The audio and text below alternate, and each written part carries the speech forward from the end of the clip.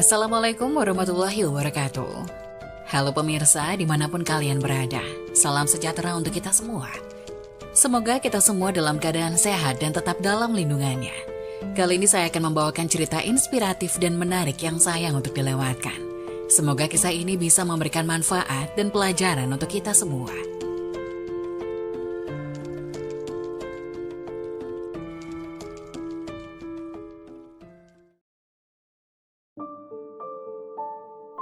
Wajib tahu, inilah 4 waktu yang dilarang membaca ayat kursi.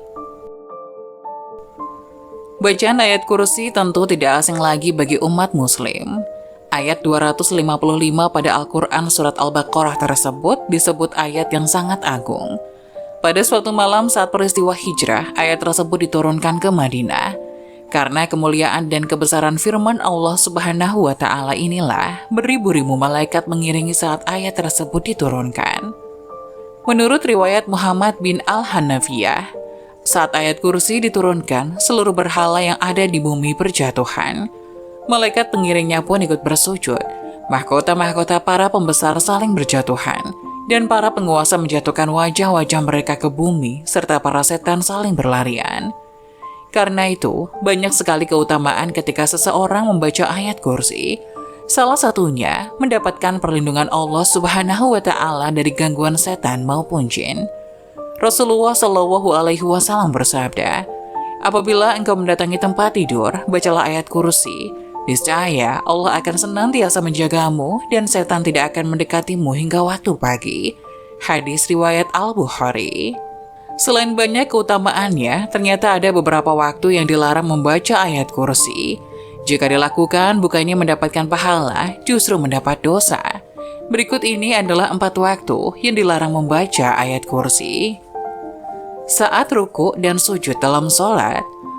Larangan membaca ayat kursi pada saat ruku dan sujud dalam sholat sudah tegas dilarang oleh Nabi Muhammad SAW. Rasulullah Shallallahu Alaihi Wasallam melarangku membaca Al-Quran saat ruku dan sujud. Hadis riwayat Muslim. Karena itu, jangan asal membaca ayat kursi di antara 2 gerakan sholat tersebut, karena sudah jelas ayat kursi menjadi bagian dari ayat Al-Quran. 2. Dilarang membacanya di kamar mandi. Ahlul ilmu menyebutkan bahwa tidak boleh seseorang membaca Al-Quran ketika berada di dalam toilet, sebab hal itu mengandung penghinaan kepada Al-Quran. Karena itu perhatikan ucapan-ucapan yang kemungkinan terlintas saat hendak masuk ke toilet. Membaca ayat kursi di toilet atau bahkan kamar mandi adalah hal yang sangat terlarang, sebab menyalahi adab dalam membaca Al-Quran. 3. Dilarang membaca saat hadas besar. Hadas besar yang dimaksud adalah saat sedang junub, haid atau nifas.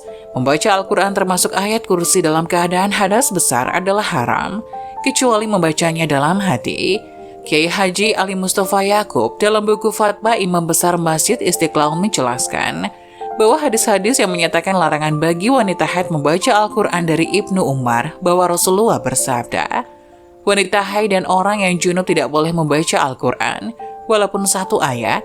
Hadis riwayat Imam Tirmizi dan Ibnu Majah. Hadis tersebut jelas menjelaskan larangan membaca ayat Al-Quran bagi wanita yang sedang junub ataupun haid, maka membaca ayat kursi pun termasuk hal dilarang. 4. Ketika sedang mengantuk.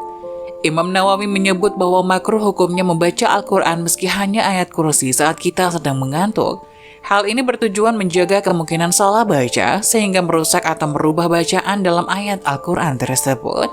Pendapat itu pun diperkuat dengan penjelasan dalam sebuah hadis dan Abu Hurairah bahwa Rasulullah Shallallahu Alaihi Wasallam bersabda, apabila salah satu di antara kalian bangun malam sehingga baca Al-Qur'annya menjadi kacau sampai dia tidak sadar apa yang dia baca, hendaknya dia tidur.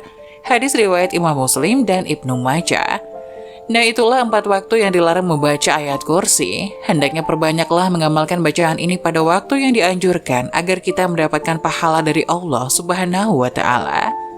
Semoga penjelasan tadi dapat memberikan hikmah dan manfaat untuk penonton semuanya. Jangan lupa like, share, subscribe channel ini agar tidak ketinggalan video-video bermanfaat selanjutnya. Sekian dari kami, terima kasih. Wassalamualaikum warahmatullahi wabarakatuh.